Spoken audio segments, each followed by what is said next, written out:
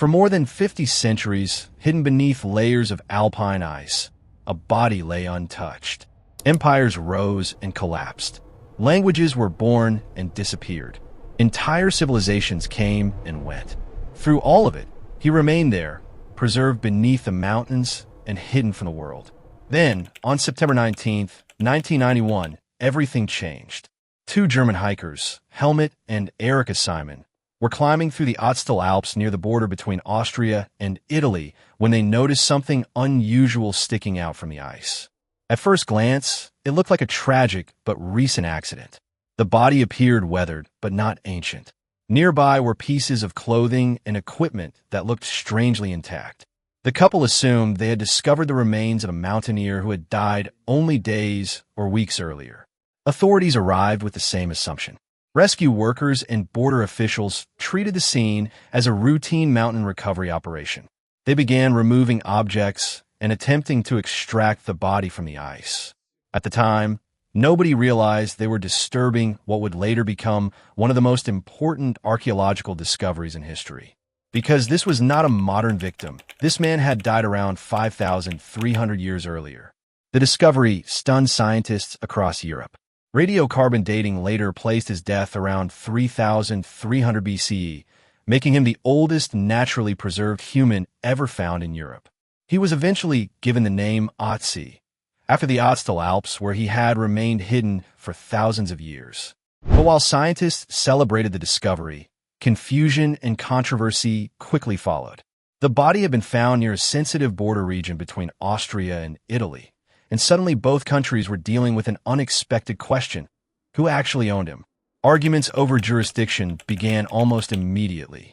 Questions were raised over who controlled the site, who owned the artifacts discovered beside him, and which experts would be responsible for examining the body. At the same time, some researchers worried that important evidence may already have been compromised because the body and surrounding objects had been moved before anyone understood their significance.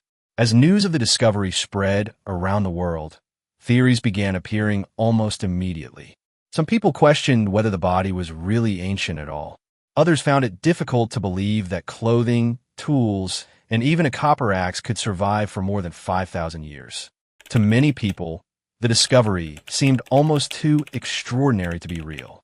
But science slowly began replacing speculation with evidence.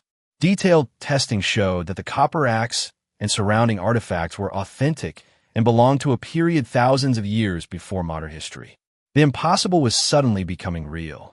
Then investigators discovered something far more disturbing.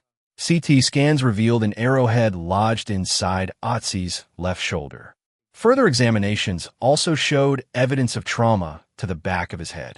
Suddenly, this was no longer simply the story of an ancient man discovered in the mountains. Investigators now believed they could be looking at one of the oldest murder cases ever discovered.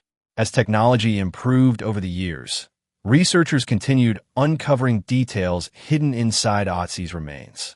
Scientists were able to study his DNA and reconstruct parts of his life with remarkable precision. They discovered that he had brown eyes, blood type O, and genetic markers associated with cardiovascular disease. Researchers also found that he was lactose intolerant, a detail that connected this ancient man to conditions many people still live with today.